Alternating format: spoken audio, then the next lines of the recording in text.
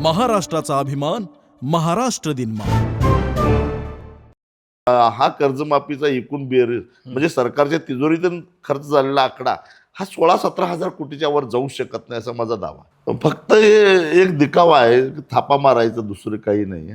असं केलं असतं तर ही जी खोटी कर्ज दिसतात शेतकऱ्यांच्या नावावरती, जी कधीच वसूल होणार नाहीत, तो विनाकारण आकडा डोक्यावर घेऊन शेतकऱ्याला फिरावं लागलं नसतं ना. तर ते जर संपले तर शेतीच्या नकाशातून कोकणच हद्दपार होणार आहे अशी परिस्थिती निर्माण झालेली आहे. कोकणामध्ये असे जगानं नाकारलेले सगळे प्रकल्प आणायची जणू काही स्पर्धाच लागलेली आहे. पण एक आंब्याचं झाड मात्र 11 लोकांना रोजगार देतं सुद्धा. 6 पदरी रस्त्याला 1 किलोमीटरला त्यांना 51 कोटी रुपये खर्च कसा येतो आणि तुम्हाला 6 पदरी रस्ता बांधायला 1 किलोमीटरला 117 कोटी रुपये खर्च येतो, या प्रश्नाचं उत्तर द्या ना. 13 किलोमीटर लांबीच्या मिशिंग लिंकला तुम्ही 7,000 कोटी रुपये खर्च करताय. कशाला काय मिळणं? नुसता डोंगराला भोग पाडायला एवढा खर्च येतोय का? शेतकऱ्यांनी स्वतःच्या जमिनी घाण ठेवून, घरदार घाण ठेवून जमिनी सिंचनाकडे आणल्यात आणि तुम्ही बेलाशक त्या जमिनी काढून घेताय. जरा तरी काय वाटलं पाहिजे. समृद्धी महामार्ग मी बांधला असं दावा करणारे एकनाथ शिंदे, जे आजही रस्ते विकास महामंडळाचे अध्यक्ष आहेत, ते काहीच बोलत नाहीत. नमस्कार, मी विजय चोरमारे. महाराष्ट्र दिनमानमध्ये आपलं मनपूर्वक स्वागत आहे. आज आपण बोलणार आहोत माजी खासदार आणि शेतकरी नेते राजू शेट्टी यांच्याशी. महाराष्ट्र सरकारनं गेल्या काही आठवड्यामध्ये शेतकरी कर्जमाफी संदर्भात अनेक निर्णय जाहीर केलेले आहेत, वेळोवेळी त्या दुरुस्त केलेल्या आहेत, सुधारणा केलेल्या आहेत. यात नेमकी वस्तुस्थिती काय आहे? या कर्जमाफीचा लाभ प्रत्यक्षात शेतकऱ्यांना किती मिळणार आहे? सरकार ज्या पद्धतीने दावे करतं आहे किंवा देवेंद्र फडणवीस ज्या पद्धतीनं कर्जमाफीबद्दल सत्कार करून घेत आहेत, हे सगळं वस्तुस्थिती निदर्शक किती आहे? शेतकऱ्यांना प्रत्यक्षात त्याचा लाभ काय होणार आहे? सरकार किती प्रामाणिकपणे किंवा प्रांजळपणे या संदर्भात निर्णय घेते, हे सगळं आपण राजू शेट्टी साहेबांच्याकडून जाणून घेणार आहोत. त्याचबरोबर आणखी दुसरा एक मुद्दा म्हणजे भारत अमेरिका करार झाला आहे, त्या करारामुळं शेतकऱ्यांना देशातल्या मोठा फटका बसणार आहे, त्या संदर्भातली वस्तुस्थिती जाणून घेणार आहोत. आणि तिसरा महत्त्वाचा मुद्दा म्हणजे गेले काही महिने महाराष्ट्रात शक्तिपीठ महामार्गाचा विषय आहे, तो विषय तापलेला आहे. विशेषतः पश्चिम महाराष्ट्रात त्याची धग अधिक जाणवते आणि त्या आंदोलनाचं नेतृत्व राजू शेट्टी साहेब करत आहेत. तर या तिन्ही विषयांच्या संदर्भात आपण त्यांच्याशी बोलणार आहोत. नमस्कार. नमस्कार. महाराष्ट्र दिनमानमध्ये तुमचं स्वागत आहे. आपण पहिल्यांदा शेतकरी कर्जमाफी संदर्भात बोलूया. म्हणजे महाराष्ट्र सरकारनं पहिल्यांदा शेतकरी कर्जमाफीची घोषणा केली, त्याच्या संदर्भातला एक GR काढला, पण त्या GRमध्ये अनेक प्रकारच्या त्रुटी होत्या आणि तिथून सगळा गोंधळ सुरू झाला. तो नंतर अंतिम शेतकरी कर्जमाफीच्या घोषणेपर्यंत काय तुम्हाला तिथं आढळलं? सरकारचा हेतू प्रामाणिक आहे काय? कर्जमाफीच्या संदर्भात सरकारचा हेतू शुद्ध आहे का? आणि त्यातून खरोखर काय प्रमाणात शेतकऱ्यांना लाभ होणार आहे? मला असं वाटतं की सरकारचा हेतू काय फारसा चांगला नाही. केवळ दिखाऊपणा करायचा, मोठमोठे आकडे लोकांच्या तोंडावर फेकायचे आणि प्रत्यक्षात द्यायचं काहीच नाही, अशी एकूण सरकारची वृत्ती दिसते. कारण ते जरी 35,000 कोटी रुपये सांगत असले तरी जेव्हा अंतिम यादी सगळी जाहीर होईल आणि त्या सगळ्या माफ झालेल्या कर्जाची जरी बेरीज बघितली तर ती 35,000 कोटी होणार नाही, मला खात्री आहे. अनेक त्याच्यामध्ये त्रुटी केल्या आहेत. एक तर कृषी मंत्री दत्तात्रय भरणे म्हणतात त्या पद्धतीने त्यांनी काय बँकांच्या बरोबर करार केला आहे असं म्हणतात. म्हणजे बँकांच्याबरोबर, राष्ट्रीयकृत बँकांच्याबरोबर केला आहे की जिल्हा मध्यवर्ती बँकांच्यावर केला आहे हे माहिती नाही, परंतु त्यांच्या बोलण्यावरून असं दिसतं. आणि एकूण शेतकऱ्यांच्या जे काय अनेक माझ्याकडे तक्रारी आल्या त्याच्यावरून असं दिसतं की समजा एखाद्या शेतकऱ्याचं कर्ज व्याजासहित 1,60,000 70,000 असेल तर त्याच्या नावावर कुठेतरी 1,00,000 रुपये 98,000 रुपये अशा प्रकारचीच रक्कम आज माफीच्या यादीत पात्र असणाऱ्या शेतकऱ्याच्या नावासुद्धा दिसते. म्हणजे याचा अर्थ बँकांच्या बरोबर करार करून हे वरचं व्याज तुम्ही सोडा, व्याज दंड व्याज काय असेल ते, आणि मग ही रक्कम शासन भरेल असं काहीतरी करार झालेला दिसतो. परंतु यापूर्वीचा अनुभव असा आहे की सरकार फक्त घोषणा करतं, बँकेला सांगतं, पण बँका त्यांचं ऐकत नाहीत. कारण शेवटी सगळ्या राष्ट्रीयकृत बँका ह्या रिझर्व्ह बँकेला जबाबदारी आहेत आणि त्यामुळं त्या राज्य सरकारला किंमत देत नाहीत आणि मग अशावेळी शेतकऱ्यांना ह्या बँका वेटीस धरतात की ती रक्कम जी वरची आहे ती, कारण कर्जमाफी जाहीर झाल्यानंतर सुद्धा पैसे यायला बरेच दिवस लागतात आणि ते वरचं व्याज भरल्याशिवाय नो ड्यूजचा दाखला बँका देत नाही, असा आमचा पूर्वीचा अनुभव आहे. आणि त्यामुळं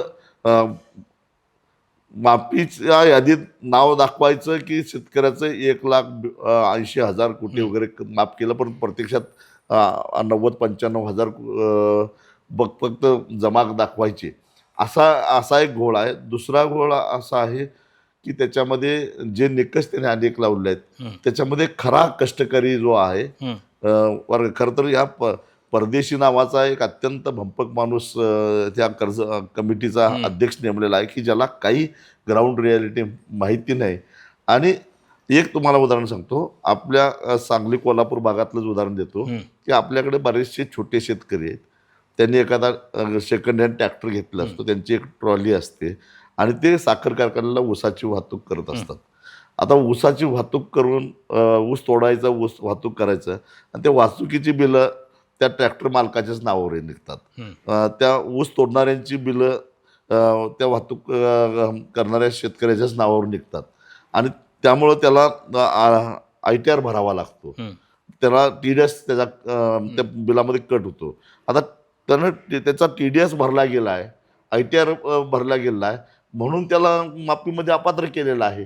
आता हा शेतकरी तर छोटा 1-1.5 एकर वाढला, सेकंड हँड ट्रॅक्टर म्हणजे इन्कम टॅक्स भरणाऱ्यांच्या संदर्भातल्या त्यांनी ज्यानं इन्कम टॅक्स रिटर्न्स भरलेत त्याला यांनी अपात्र केलेलं आहे. ज्यानं TDS भरलेला आहे शासनाला त्याला सुद्धा अपात्र केलेलं आहे. आता TDS मजुरांच्या मजुरी देताना सुद्धा साखर कारखाने TDS कापून घेतातच. मग त्या मजुरांना पण तुम्ही अपात्र करताय, म्हणजे जरा सुद्धा काही पाचपोच ठेवलेला नाही आहे. आणि अशा पद्धतीचे अनेक घोळ या लोकांनी घातलेले आहेत. आता शासनानंच वेळोवेळी, म्हणजे आपण पहिल्या कर्जमाफीच्या घोषणेपासून जाऊया, म्हणजे त्यात ठेवल्या त्रुटींच्या पासून. त्याच परत तुम्हाला सांगतो की वेळोवेळी कधी दुष्काळ पडला म्हणून, कधी म्हणजे 2019 नंतरच्या घटना सांगतो मी, दुष्काळ पडला म्हणून, कधी महापूर झाला म्हणून शासनानंच वेळोवेळी कर्ज पुनर्गठित करण्याचा आदेश दिले. या पुनर्गठित कर्ज केलं म्हणजे ते थकबाकी समजायचं नाही, किंवा बऱ्याच वेळा शेतकरी फक्त व्याज भरतात आणि पुन्हा नव्यानं ते कर्ज नूतनीकरण करून घेतात. कारण काही किरकोळ व्याज भरलं तर केंद्र शासनाची व्याज सवलतीचा लाभ घेता येतो 30 जूनच्या आत, किंवा राज्य सरकारच्या व्याज सवलतीचा लाभ घेता येतो. तर अशा शेतकऱ्यांना सुद्धा त्याच्यामध्ये अपात्र ठरलेलं आहे. त्यांना मुद्दल भरलेलं नाही हे लक्षातच घ्यायला तयार नाही. अशा एका व्यावहारिक पातळीवरच्या ज्या काय चुका झालेल्या आहेत त्या अत्यंत आक्षेपार्ह आहेत. गोट्याचं कर्ज त्याच्यामध्ये धरलं आहे. आता गोटा शेतकऱ्याचा नाही तर कोणाचा असणार? गोट्यासाठी काढलेलं कर्ज, ट्रॅक्टरसाठी काढलेलं कर्ज असेल, विहिरीवर इलेक्ट्रिक मोटर बसवण्यासाठी काढलेलं कर्ज असेल, शेतामध्ये बोर खोदलेला आहे त्याच्यावर मोटर बसवायला काढलेलं कर्ज असेल, किंवा एखादा जुना ट्रॅक्टर घेण्यासाठी घेतलेलं कर्ज असेल, ही कर्ज कुणाची आहेत? मग ही सुद्धा धरलेली नाही आहेत. आणि मग अशामुळं अनेक शेतकरी त्याच्यामध्ये वंचित राहिले. फक्त शेतकऱ्यांची संख्या वाढवायचा, परंतु त्यांना रक्कम कमी मिळायला पाहिजे अशा प्रकारचा प्रयत्न आहे. त्यामुळं काही केलं तरी त्यानं हा कर्जमाफीचा एकूण बेरीज म्हणजे सरकारच्या तिजोरीतून खर्च झालेला आकडा हा 16-17 हजार कोटीच्या वर जाऊ शकत नाही असा माझा दावा. यातले 2 त्यांनी भाग म्हणजे आता मला जे दिसतात त्यात एक थकीत कर्जाची माफी असलेले 32 लाख वगैरे आहेत आणि उरलं ज्यांनी नियमित कर्ज भरलंय त्या 24 लाखांना प्रोत्साहनपर अनुदान, हे काय नेमकी गप्प केलेलं आहे त्यांनी? आता त्यांनी असं केलेलं आहे की जे नियमित कर्ज भरतात आणि वेळेच्या आत कर्ज परत करतात त्यांना नियमित कर्जदार असे ते व्याख्येत आणलेलं आहे. तर त्यात ही गंमत अशी आहे की समजा बऱ्याच बँकांचं आर्थिक वर्ष मार्चला संपतं, पण मार्चला शेतकऱ्याकडे त्यावेळी पैसे नसतात. विशेषतः ऊस उत्पादक शेतकऱ्याची ऊसाची बिलं काही वेळा एप्रिलमध्ये येतात, मेमध्ये येतात आणि त्यामुळं मग 1 महिना 1.5 महिना कर्ज परत करायला वेळ गेला तर तो नियमितही बसत नाही आणि थकबाकीदारही होत नाही, बर. तो त्यातून बाजूला गेला. असं काही काही लोकांना 1-2 दिवस उशिरा भरलं तरी सुद्धा ते नियमितमध्येही बसत नाहीत. अशा पद्धतीनं अनेक शेतकरी त्यातूनही अपात्र ठरलेले आहेत. तर मुळात मी सुरुवातीला एक प्रश्न विचारला की या सरकारच्या हेतूबद्दल किंवा त्यांची एकूण नियत आपण म्हणू. कारण आपण 2014ला हे सरकार सत्तेवर आलं तेव्हापासून मी बघतोय. म्हणजे मुळात यांची कर्जमाफी या गोष्टीला देवेंद्र फडणवीसांचा विरोध होता. ते स्वतःला अर्थशास्त्रज्ञ, अर्थ विषयाचे अभ्यासक समजतात. त्यामुळे कर्जमाफीलाच प्रचंड काळ सातत्यानं म्हणजे त्या काळात शेतकरी प्रचंड अडचणीत असताना होता. त्यांनी कर्जमाफी सातत्यानं धुडकावून लावली होती आणि ते एक घोषणा त्यांनी लावला होता की आम्ही कर्जमाफी नाही, आम्ही कर्जमुक्ती करणार आहोत. शेतकऱ्यांना कर्जमुक्त करण्याचं धोरण आमचं आहे आणि त्यासाठी आम्ही प्रयत्न करतो आणि पूर्णपणे कर्जातून मुक्त व्हा. मला वाटतं त्यानंतर त्यांना करावी लागली कर्जमाफी, शेतकरी संप वगैरे त्या ह्याच्यात. पण हे जे शब्दाचे खेळ करायचे, कर्जमाफी नाही, कर्जमाफी द्यायची नाही, कर्जमुक्तीचं आश्वासन द्यायचं, तिकडं त्याच वेळी 2014च्या निवडणुकीच्या आधी नरेंद्र मोदींनी दिलेलं शेतकऱ्यांचं उत्पादन नव्हे उत्पन्न दुप्पट करण्याचं आश्वासन. तर हे या सगळ्याकडे कसं बघता तुम्ही? हे फक्त हे एक दिखावा आहे, थापा मारायचं, दुसरं काही नाही आहे. कारण जरा सुद्धा यांनी खाली जाऊन विचार केला नाही. आता सगळ्या महाराष्ट्रामध्ये एकाच तराजूमध्ये तोलून चालत नाही, लक्षात घ्या. शेती उदाहरणार्थ आता छोटा शेतकरी त्यांना एक 10 गुंठे पॉलिहाऊस केला असेल तर त्याचं कर्ज लाखात असतं ना. आणि तो लॉकडाऊनमध्ये त्याचं फार नुकसान झालं, निर्यात थांबली, वाहतूक थांबली आणि अक्षरशः ते मोडून पडले. आम्ही ओरडून सांगत होतो की यांच्यासाठी एक वेगळा काहीतरी नियम करा. का त्या 2 लाख 5 लाख ह्या छोट्या पॉलिहाऊस किंवा ग्रीन हाऊसवाल्यांची कर्ज आहेत त्यांना कुठेतरी एका कॅटेगरीत बसवा. ते उद्ध्वस्त झालेले आहेत. त्याच्यानंतर आता द्राक्ष बागायतदाराचं आपण 1/2 एकर जरी द्राक्ष केलं तरी त्याचं जवळजवळ 2 लाख रुपये कर्ज असतं. तेवढा त्याला खर्च येतच असतो. आणि सलग 2-3 वर्ष अवकाळी पाऊस आला किंवा बऱ्याच अडचणी आल्या तर त्यात तो कुठं बसायलाच तयार नाही. त्यांच्या निकषामध्ये तो द्राक्ष उत्पादक कुठं बसायलाच तयार नाही. तो त्याच्यातून बाजूला राहायला लागलेला आहे. काही ठिकाणी जिल्हा मध्यवर्ती बँकामध्ये प्रचंड घोटाळे झालेले आहेत, त्यामुळं त्यांना कर्जच उपलब्ध होत नाहीत. आणि राष्ट्रीयकृत बँकांचं कर्ज वितरणाचं इतकं जाळं सक्षम महाराष्ट्रामध्ये नाही आहे. तिथल्या शेतकऱ्यांना कर्जच मिळालेलं नाही, ते वंचित राहिलेले आहेत. अशा अनेक त्याला कंगोरे आहेत. याचा कुठेतरी बारकाव्यानं विचार व्हायला पाहिजे होता. तो झालेला दिसत नाही याच्यामध्ये. आणि वारंवार आम्ही हे केलं ते केलं एवढंच सांगण्याचा प्रयत्न होतोय, पण तो बारकावे याच्यामध्ये फार बघितले गेलेले आहेत. हे तुम्ही परत ह्यात आत्ता सांगितले टप्पे, त्यात पुन्हा आणखी प्रदेशनिहाय काय वेगवेगळे प्रश्न आहेत? हो, आहेत ना. कारण काय स्वरूपाच्या अडचणी आणि प्रश्न आहेत? आता बघा, उत्तर महाराष्ट्रामध्ये कांदा उत्पादकाचा प्रश्न आहे. कांदा उत्पादकांनी काढलेली कर्ज त्याच्यामध्ये ही कुठं बसत नाहीत. द्राक्ष उत्पादकाचं बसत नाही. नागपूर अमरावती नागपूर ह्या भागामध्ये संत्रा उत्पादक आहे, त्यांचे वेगळेच प्रश्न आहेत. ते त्यांना वेगळे निकष लावायला पाहिजे होते. कापूस उत्पादकाचे प्रश्न वेगळे आहेत, सोयाबीन उत्पादकांचे प्रश्न वेगळे आहेत. पण सब घोडे 12% या न्यायानं त्यांनी जे काही नियम लावलेला आहे त्या नियमामध्ये फार शेतकरी पिळून गेलेला आहे. नेमकं मग ह्या सगळ्या ह्याच्यात आता तुम्ही शेतकरी संघटनेची मंडळी असाल, विरोधक असाल, तुम्ही आक्षेप घेता, पण नेमकं कसं काय धोरण काय असायला पाहिजे? नाही, मला असं वाटतं की यांनी तसं बघायला गेलं तर प्रत्येक जिल्ह्याला जिल्ह्याची एक समिती असते जिल्हाधिकाऱ्यांच्या अध्यक्षतेखाली. ते कुठल्या पिकाला किती कर्ज द्यायला पाहिजे याचं धोरण ठरवतात आणि त्याला नाबार्डची सुद्धा मान्यता असते, कारण नाबार्डचाही प्रतिनिधी या समितीमध्ये असतो. आणि त्या समितीबरोबर सल्लामसलत करून त्यांच्याबरोबर चर्चा करून या जिल्ह्यामध्ये काय परिस्थिती आहे, थकीत कोण आहेत, त्याला खरे थकीत किती आहेत, कर्ज फिरवून घेतलेले किती आहेत, आणि कर्ज फिरवून घेतलं त्याने कोणत्या कारणासाठी फिरवून घेतलेलं आहे, या सगळ्या गोष्टीचा बारकाईनं विचार केला असते आणि जर का या लिस्ट केली असती तर अजून पारदर्शकपणानं ती यादी तयार झाली असती. म्हणजे इथं ग्राउंडच्या वरच्या लोकांशी, शेतकऱ्यांशी किंवा शेतीशी संबंधित असलेल्या लोकांशी ना सोडून प्रशासनाच्या पातळीवर हे सगळं होतंय, त्यामुळे गफलती होत आहेत. 100%. आम्ही पहिल्यांदा ज्यावेळी नोव्हेंबरमध्ये आमची नोव्हेंबर 25ला मुख्यमंत्र्यांच्यावर सह्याद्रीवर चर्चा झाली होती, त्यावेळी आम्ही त्यांना सांगितलं होतं की तुम्ही जी काही समिती नेमलाय, आम्हाला काय तुमच्या समितीशी देणं घेणं नाही आहे, पण ती समिती ही उंटावरची आहे आम्हाला असं वाटतं. तरी सुद्धा 1-2 बैठका आमच्याबरोबर होऊन देत, कारण आमचा शेतकरी थेट तुमच्या समितीकडे येऊ शकत नाही, तुमच्या मंत्रालयाच्या 5व्या मजल्यापर्यंत तर पोचू शकत नाही, पण आमच्यासारख्याच्यापर्यंत तो येतो, तो काही अडचणी मांडतो, त्याच्या काही समस्या असतात, ते सगळं ऐकून घेण्यासाठी एकदा आमच्याबरोबर 1-2 बैठका होऊन देत. त्या समिती नेमलीच तर आम्ही काही त्यांना सांगू. त्याने हो हो हो सांगितलं, परंतु त्याचं गांभीर्याने घेतलं नाही, एकही बैठक होऊ शकली नाही.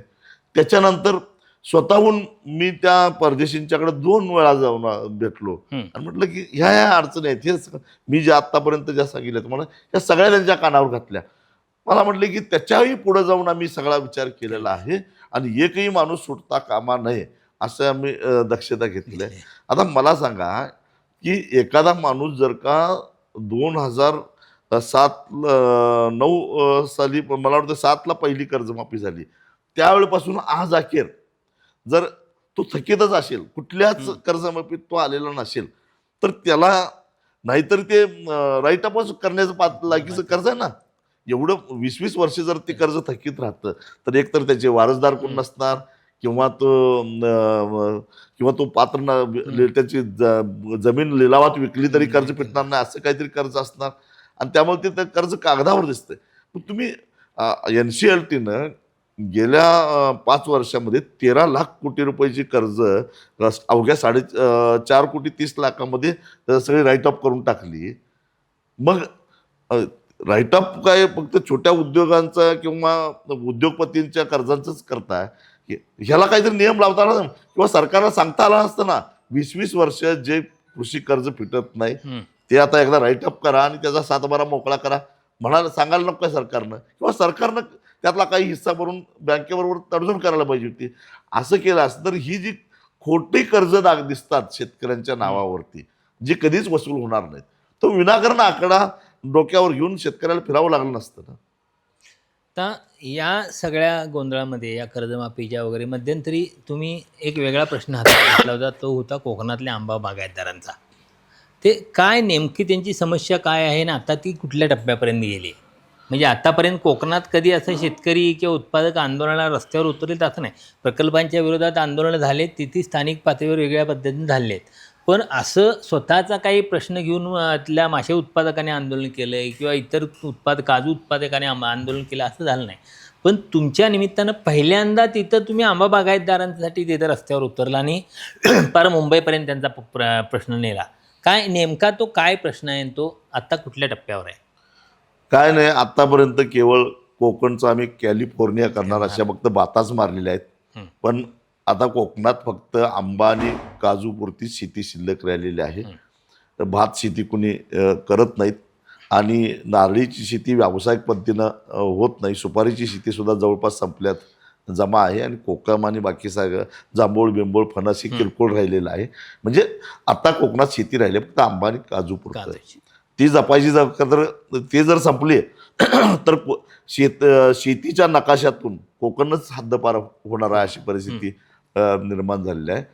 आणि विकासाच्या नावाखाली कोकणामध्ये असे जगानं नाकारलेले सगळे प्रकल्प आणायची जणू काही स्पर्धाच लागलेली आहे.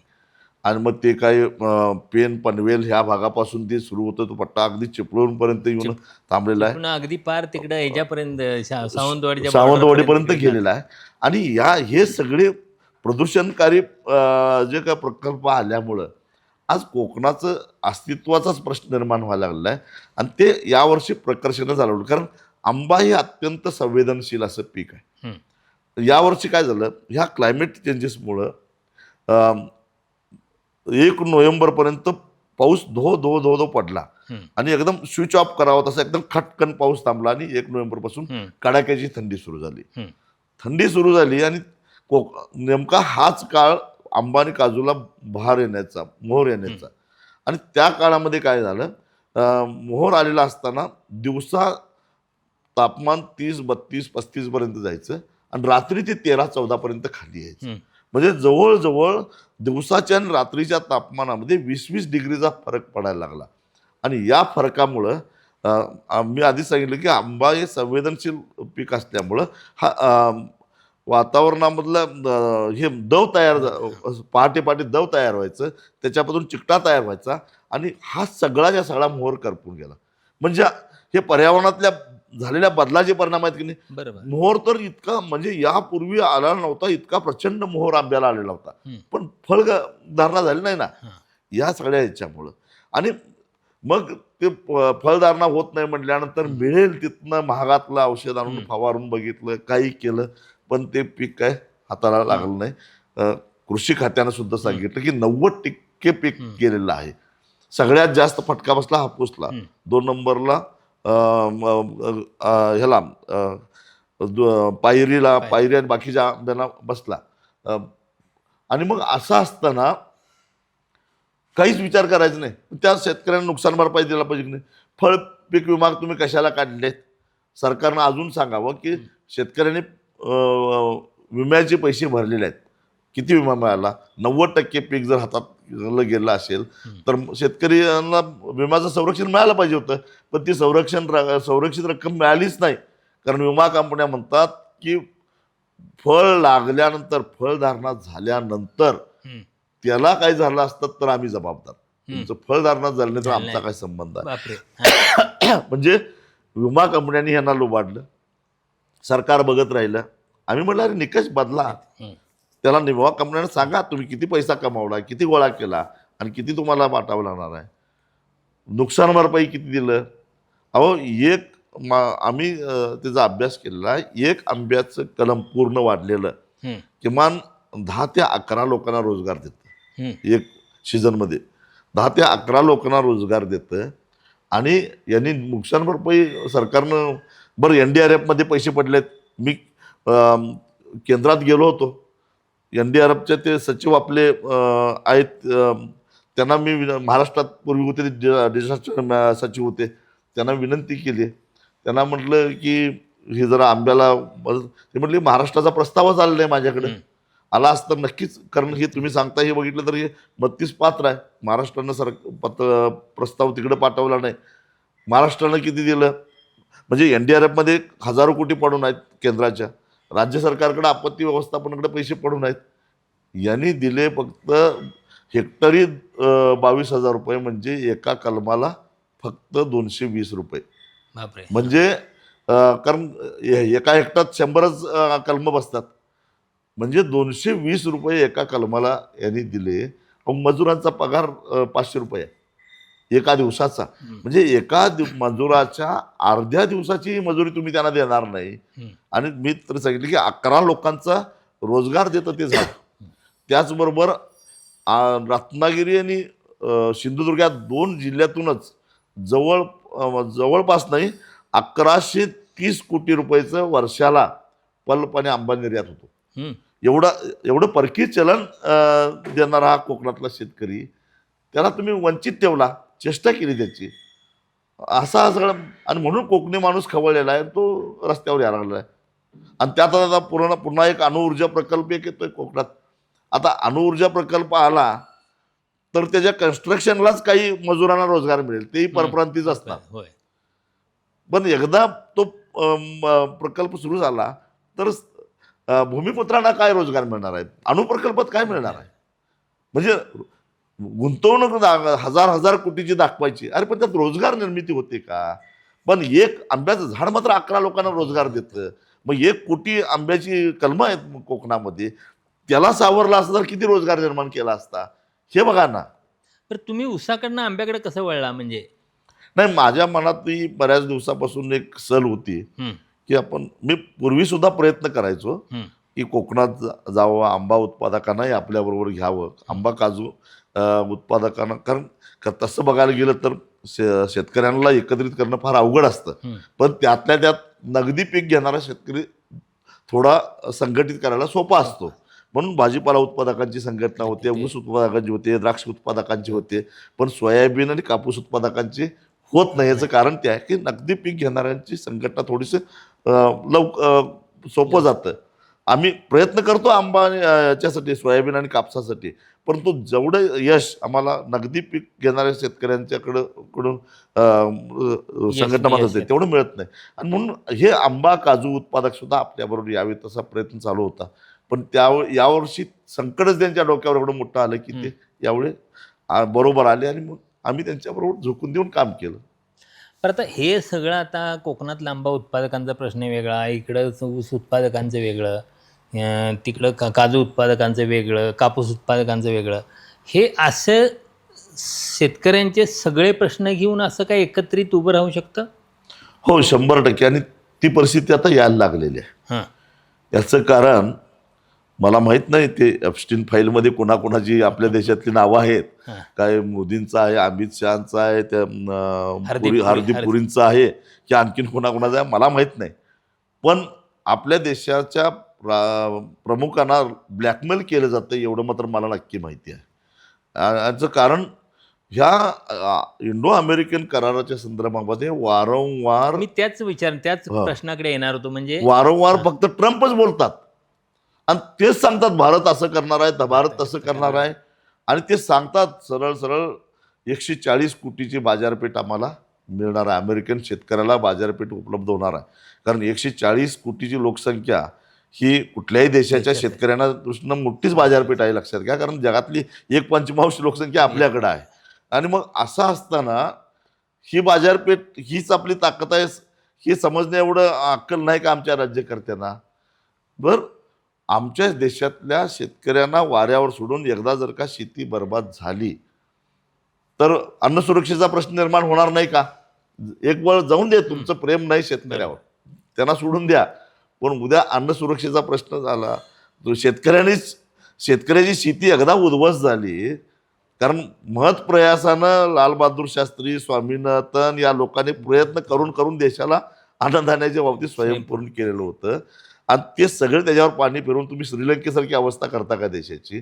आणि मग कुठली बाजारपेठ आहे तुम्हाला 140 कोटी लोकांना अन्नधान्य पुरवण्या एवढी जगात आहे का? मग याचा विचार न करता आज खुलेआम तुम्ही जर का अमेरिकेच्या शेतकऱ्यांना या देशामध्ये सोयाबीन, मका, गहू, तांदूळ विकायला परवानगी देणार असाल, एवढंच नव्हे तर जो ऊस सक्षम असा समजला जाणारा ऊस उत्पादक शेतकरी आहे, आज अगदी ऊस उत्पादक शेतकऱ्याचं जे हेवी मोलॅसिसपासून तयार झालेलं इथेनॉल सुद्धा तुम्ही 55 रुपयाला घेता, पण अमेरिकेचं मक्यापासून तयार झालेलं इथेनॉल तुम्हाला जर घेतं 42 आणि 45 रुपयाला मिळत असेल, तर ह्या ऑइल कंपन्या साखर उद्योगात तयार झालेलं इथेनॉल खरेदी करतील का? बरोबर. म्हणजे साखर उद्योग ज्याच्यामध्ये आज जवळपास 45,000 कोटीची गुंतवणूक सरकारचं ऐकून साखर उद्योगाने केलेली आहे, त्याची बर्बादी. मका उत्पादक शेतकरी म्हणजे मराठवाडा सगळा बेल्ट त्याचा बर्बाद झाला, सोयाबीन उत्पादकाची बर्बादी, कापूस उत्पादकाची बर्बादी. मग तुम्ही काय कुणासाठी करणार आहात सगळे? बरं, एवढं करून एक तर अमेरिकन शेतकऱ्याला ग्रीन बॉक्सच्या नावाखाली भरमसाठ सबसिड्या दिल्या जातात, तुम्ही त्याला हरकत घेत नाही जागतिक पातळीवर, किंवा घेण्याची तुमची हिंमत नाही, किंवा तुमचं कोणी ऐकत नाही. एकीकडे आपल्याकडे जागतिक इथले सगळे तुमची अनुदान बंद करा म्हणून आग्रह, आणि ते मात्र देतात. दुसरी गोष्ट, त्यांच्याकडे तंत्रज्ञान प्रचंड आहे. तुम्ही इथं कधी कुणाकुणाचं ऐकताय मला माहित नाही, पण बायोडायव्हर्सिटीच्या नावाखाली तुम्ही जेम टेक्नॉलॉजीचं संशोधन सुद्धा करत नाही. तुम्ही संशोधनाला बंदी घालता. आज पश्चिम महाराष्ट्रातला शेतकरी एका एकरामध्ये 12 ते 13 क्विंटल सोयाबीन घेतो, मराठवाड्यातला 6 ते 7 क्विंटल देतो, आणि विदर्भातला तर पश्चिम विदर्भातला तर फक्त 4.5 ते 5 क्विंटल सोयाबीन उत्पादन घेतो. आणि तोच अमेरिकेचा शेतकरी जर का 35 आणि 36 क्विंटल सोयाबीन एका एकरात घेत असेल, तर त्याच्याने ह्याची बरोबरी होईल का? म्हणजे एवढं अद्ययावत तंत्रज्ञान, जेम टेक्नॉलॉजीचं त्याच्याकडे बियाणं आहे, आणि ते त्याच्याबरोबर स्पर्धा कसा करेल तो, किमतीची त्याला स्वस्तात विकायला परवडणारच. मग ह्या सगळ्या गोष्टीचा विचार न करता जर का इंडो अमेरिकन हा जर का फ्री ट्रेड जर ॲग्रीमेंट झाला तर भारतीय शेती उद्ध्वस्त नाही का व्हायची. मसाल्याच्या पदार्थांना थोडीफार आपल्याला बाजारपेठ मिळेल, पण ती तर आता पण मिळतेच, त्याला काही भ्यायचं कारणच नाही. आज ही जगातली पुरवली जाणारी जी हळद आहे त्यातली 60% हळद आपणच पुरवतो. मग याला घाबरायचं कारणच काय. बरं, तुम्हाला अमेरिकेची बाजारपेठ, कोण अमेरिकेत काय निर्यात करतं? आपली निर्यात होते ती शेतीमालाची निर्यात गल्फमध्ये जास्त होते, काही प्रमाणामध्ये युरोपामध्ये होते. हा, आणि मग ऑटोमोबाईल सेक्टरमध्ये काय काय दिवे लावलेत, परदेशी बनावटीच्याच गाड्या इथं येत आहेत, किती आमची निर्यात होते. मग कुणासाठी हा फ्री ट्रेड आहे हे तरी आम्हाला समजू दे ना. तर याच मुद्द्यावर आता तुम्ही परवा दिल्लीला गेला होता. दिल्लीला तिथं सगळ्या पंजाबमधले शेतकरी शंभू बॉर्डरला बऱ्यापैकी मोठ्या संख्येने शेतकरी संघटना जमल्या होत्या. तिथं काय अशा म्हणजे मागण्या काय होत्या मेन, आणि सरकारनं काय म्हणजे आश्वासन दिल्यावर ते सगळे हे लोक मागे गेले? नाही, आमचं म्हणणं एवढंच होतं, आम्ही जवळजवळ सगळ्याच संघटनांनी मिळून एकत्रित येऊन 4-5 आमच्या बैठका झाल्या होत्या देशभरातल्या सगळ्या हो, शेतकरी सगळ्या. संघटना. आणि सगळ्यांनी आम्ही ठरवलं होतं की हा इतका महत्वाचा करार होत असताना या कराराचा परिणाम ज्यांच्यावर होणार आहे त्या, मग ठीक आहे, तुम्ही इंडस्ट्रीतल्या लोकांच्या बरोबर चर्चा करा, तुम्ही IT मधल्या लोकांच्यावर चर्चा करा, त्याचबरोबर आमच्याबरोबर करा ना शेतकरी म्हणून. आम्ही त्याचे थेट त्याचे परिणाम भोगणार आहोत. आमच्याबरोबर का नाही चर्चा करत सरकार? आमचं म्हणणं का ऐकलं जात नाही? आणि मग आमचं काय म्हणणं आहे, आमच्या मनात काय भीती आहे ते एकदा समजावून घ्या. ते तुम्ही द्विपक्षीय वाटाघाटी ज्यावेळी चालू असतील त्यावेळी त्याच्यात मांडा, किंवा काही निर्णय घ्यायचा तो घ्या, परंतु आमचं एकदा म्हणणं ऐका. वारंवार यांना पत्र दिली, ही आम्हाला बोलवत नाहीत, आमचं ऐकून घेत नाहीत. निवेदनं पाठवतो आम्ही, ते वाचतात का नाही आम्हाला माहीत नाही. आणि म्हणून आम्ही काय ठरवलं की किसान घाटला एक दिवस आपण धरणं, अधिवेशनाच्या दुसऱ्या दिवशी मला वाटतं 21 तारखेला आम्ही धरणं धरायचं ठरवलं. आता त्यावेळी CGPचं आंदोलन चालू होतं, परंतु आधी यांनी काय हरकत घेतली नाही. म्हणजे एक लक्षात घ्या, आदल्या दिवशी पोलिसांनी आमच्या काही प्रतिनिधींच्या बरोबर जाऊन किसान घाटवर जाऊन परिस्थिती बघितली, तिथं सगळं ठरवलं कुठं कसं बसायचं. तिथं काही फेरीवाले वगैरे होते, त्यांना सांगितलं उद्या इथं येऊ नका. पोलिसांनी सांगितलं इथं सगळे देशभरातले शेतकरी येणार आहेत, तुम्हाला इथं थांबता येणार नाही. हे सगळं झालं आणि सकाळी आम्ही काही 1-4-5 हजार लोक तिथं पोचलो, कारण आम्ही आधीच दिल्लीत पोचलो होतो. आम्ही किसान घाटला पोचलो तर आम्ही जसं जसं तिथं आलो तसं आम्हाला अचानक इथं आता बंदी घातलेली आहे तुम्हाला धरणं धरायला. बरं, आमचं धरणं होतं, काही दुसरं काहीच नव्हतं, घोषणा नव्हती, सभा नव्हती, धरणं होतं. तुम्हाला बंदी घातली म्हणजे बसमध्ये भरलं आणि 40 किलोमीटर लांब अगदी हरियाणाच्या बॉर्डरच्या एका गावात नेऊन एका स्टेडियममध्ये नेऊन डांबलं. परत तिकडून हरियाणाकडून येणारे, उत्तर प्रदेशमधून येणारे, उत्तराखंडमधून येणाऱ्या सगळ्या शेतकऱ्यांना बॉर्डरवर जिथल्या इथं थांबवलं. जवळजवळ 40-50 हजार शेतकऱ्यांचं समूह होता, पण तो 12-13 ठिकाणी असं विखुरून त्याला ठेवलं आणि आमचं आंदोलन अक्षरशः त्यांनी मोडून काढलं. ते आश्वासन दिलं सरकारनं म्हणून परत गेले असं नाही? नाही, मोडलं. ते परत मोडलं म्हणजे आम्ही आता नेमकं पुढे निर्णय काय घ्यायचा याची चर्चा करायला सुद्धा आम्हाला एकमेकाला संपर्क साधता आला नाही, असं मोडून काढलं आमचं आंदोलन. मग आता पुढचा टप्पा त्याचा काय असेल? आता परत 1-2 दिवसांनी आम्ही बैठक घेणार आहोत आणि त्या बैठकीनंतर पुढचा टप्पा निश्चितच आम्ही करा. आम्ही गप्प बसणार नाही, आम्ही हत्यारं तर टाकलेली नाहीत. हा करार आम्ही कसल्याही परिस्थितीत होऊन देणार नाही. कारण परवा बातम्या अशा आल्या की तुम्हाला सरकारनं तुमची समजूत काढली, पटवून दिलं, आश्वासन दिलं, काही नाही, मग तुम्ही मागे गेला, असं नाही, काही झालेलं नाही.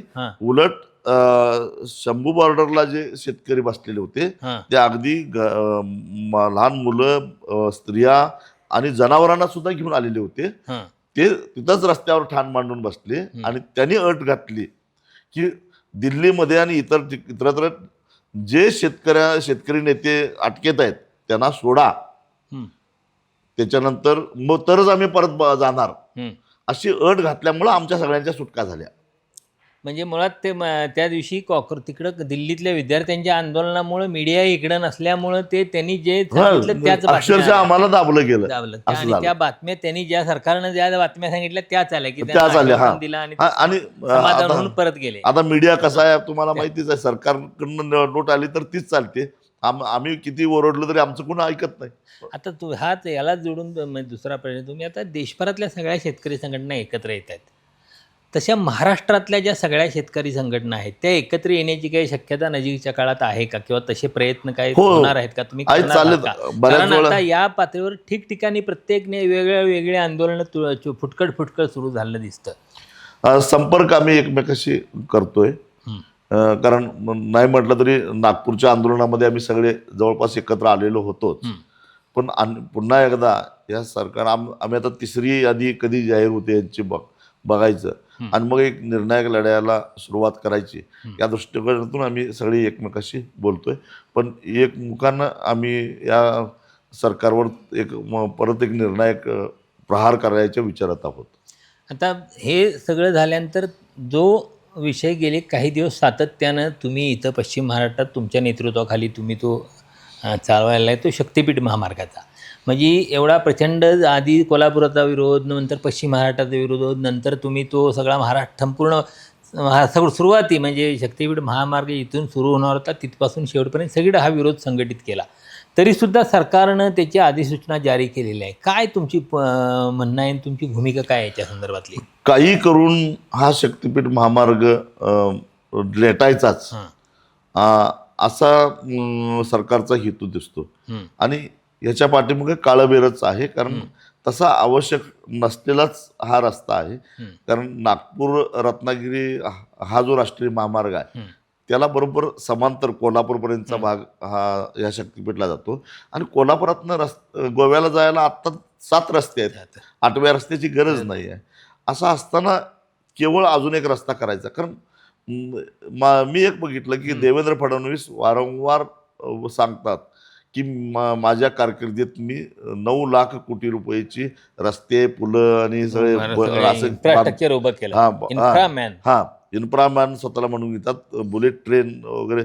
पण त्याचबरोबर तुम्हाला मध्ये गेल्या महिन्यामध्ये कोल्हापूरमध्ये एक ठेकेदारांची परिषद झाली. त्या परिषदेमध्ये एका ठेकेदारानं सांगितलं की यातले 56% आमचे वाटण्यासाठी जातात. म्हणजे मग 9 लाख कोटीच्या 56%चा हिशेब केला तर मग ह्याचा पाठीमागचं रहस्य लक्षात येईल. आणि हे तर मी आता शक्तिपीठ महामार्गाच्या बाबतीत तर वारंवार सांगतोय. आता चंद्रकांत पाटलांनी सुद्धा परवा माझ्यावर आरोप केला की मी हवेतले वार करतोय. पण चंद्रकांत पाटील असू देत किंवा देवेंद्र फडणवीस असतील, माझ्या एका प्रश्नाचं उत्तर देत नाहीत की केंद्रात सरकार तुमच्याच पक्षाचं आहे, राज्यात सरकार तुमच्याच पक्षाचं आहे.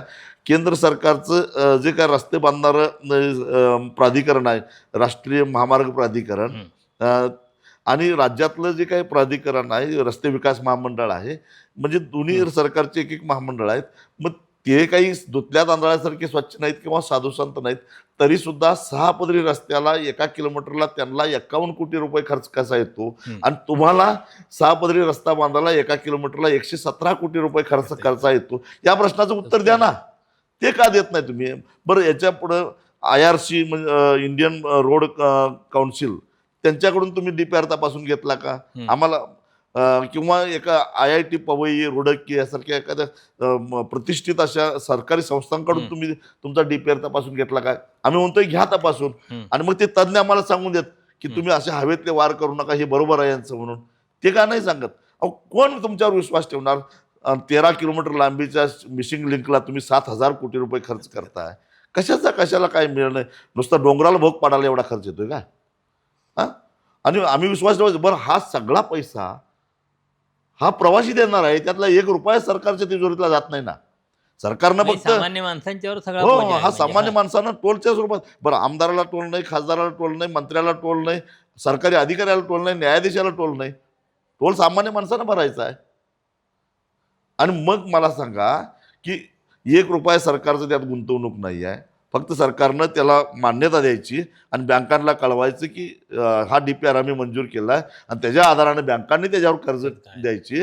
आणि मग प्रवाशांच्याकडून जसा जसा टोल वसूल होईल तसं ती बँकेची कर्ज फेडायची. म्हणजे ही लूट कुणाची आहे? महाराष्ट्राची आहे आणि देवाच्या नावानं, आणि ती गरज नसताना आणि परत त्याच्यामध्ये 25,000 एकर शेतकऱ्याची जमीन तुम्ही हडप करायला, त्यातली जवळजवळ 19,000 एकर जमीन ही बागायती आहे. बरं, 1 एकर जमीन बागायत करायला शेतकऱ्याला पश्चिम महाराष्ट्र सोडून द्या, पण तिकडं मराठवाड्यात विदर्भात 15,000 20,000 किलोमीटरवरनं पाणी आणावं लागतं पाईपलाईन करून. हा खर्च कोण करायचा? शेतकऱ्यांनी स्वतःच्या जमिनी घाण ठेवून, घरदार घाण ठेवून जमिनी सिंचनाकडे आणल्यात आणि तुम्ही बेलाशक त्या जमिनी काढून घेताय. जरा तरी काय वाटलं पाहिजे? नाही, पण आता अधिसूचना काढल्यानंतर सरकारचं काय त्यात पुढचे हे आहे? नाही, आता तुम्ही ते काय इतका सगळा करतील? विरोध हे सगळं आता मांडल्यानंतर पोलीस सुद्धा बंदोबस्त, अधिसूचना काढली. हा, आता अधिसूचना काढली. आता ते पोलीस बंदोबस्तामध्ये संयुक्त मोजणी करण्याचा प्रयत्न करतील, परंतु तो आम्ही हाणून पाडू. यापूर्वी सुद्धा हाणून पाडलेला आहे. आता शांतता होती मधल्या काळात, कारण ते शांत होते आणि ते शांत होते याचं कारण त्यांना आषाढी एकादशी होऊन व्हायची होती. पोलीस त्याच्यामध्ये होते. आता कदाचित सुरू होतील, पण आम्ही सुरुवात झाली. आता उद्या मराठवाड्यात एक बैठक आहे आणि त्या बैठकीमध्ये हिंगोली आणि परभणीचे 2 मेळावे आमचे ठरणार आहेत. त्याच्यानंतर धाराशिवला एक होणार आहे. आम्ही 13च्या 13 जिल्ह्यामध्ये या शक्तीपीठाला पूर्ण ताकदीनं विरोध करणार आहोत. पण आता मला म्हणजे त्यांच्या मंत्र्यांचा सुद्धा शक्तीपीठला मान्यता नाही. मला वाटतं पश्चिम महाराष्ट्रात जे आपले मंत्री आहेत, आता गंमत बघा, असं असताना सुद्धा हो, ते का जुमानत सगळ्यात नाहीत? एकनाथ नाही, आपले देवेंद्र फडणवीस सोडले तर कुणीही आता शक्तीपीठ बद्दल फारसं बोलत नाहीत. कोल्हापूर जिल्ह्यातले दोन्ही मंत्री बोलतच नाहीत. काय सांगली जिल्ह्यातले मंत्री पालकमंत्री चंद्रकांत पाटील कधी कधीतरी निष्ठा दाखवण्यासाठी बोलावं लागतं. जयकुमार गोरे सारखा मनुष्य बोलतो. हा, बोलतो, पण त्यांचा फार कमी भाग त्याच्यातून जातो. मग त्याचंही कारण नाही, रहस्य आहे त्याच्या पाठीमागे. कारण त्यांना मला वाटतं की काही 3-4 हजार एकरामध्ये पंचतारांकित वसाहत उभा करायची आहे तिथं, आणि त्याला तिथून कनेक्टिव्हिटी पाहिजे. आणि ती जमीन कुणाची असेल, काय असेल, कशी घेतली असेल, ही काय मी सांगायची गरज नाही. आणि मग गंमत बघा, समृद्धी महामार्ग मी बांधला असं दावा करणारे एकनाथ शिंदे, जे आजही रस्ते विकास महामंडळाचे अध्यक्ष आहेत, ते काहीच बोलत नाहीत. त्यांनी बोललं पाहिजे ना, ते काहीच बोलत नाहीत. परत मंत्रिमंडळातले बाकीचे मंत्री काहीच बोलत नाहीत. उलट आम्हाला खाजगीत म्हणतात, हे सीएम ऐकत नाही, तुम्हीच जरा रेटा लावायला लागतोय. ही वस्तुस्थिती आहे. म्हणजे मग हे सीएम कुणासाठी नेमकं करता येते?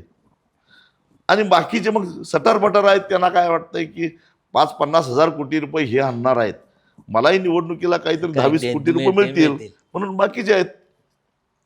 म्हणजे एकूण तुम्ही कोणत्याही परिस्थितीत होऊ देणार नाही होऊन देणार आम्ही त्याला. आणि हा विरोध तुमचा सुरुवातीपासून आहे की फक्त इथं पश्चिम महाराष्ट्रात तीव्र आहे, याची तीव्र पलीकडे नाही? हिंगोलीपासून सिंधुदुर्ग पर्यंत, कारण मी 13च्या 13 जिल्ह्यामध्ये अनेक दौरे केलेले आहेत. आमची एक समन्वय समिती आहे. आम्ही नेहमी ऑनलाईन बैठका घेत असतो, कधी आम्ही फिजिकली भेटत असतो, आणि एका ठिकाणी काही झालं तर सगळीकडे धावून जायचं, अशा पद्धतीचं आम्ही सिस्टीम ठेवलं आहे. त्यामुळं आम्ही होऊनच देणार नाही हा रस्ता. बरं, हा तुमच्या लढ्याला आमच्या शुभेच्छा आहेत. तुम्ही आला, महाराष्ट्र दिनवारांची गप्पा मारल्यात, त्याबद्दल धन्यवाद.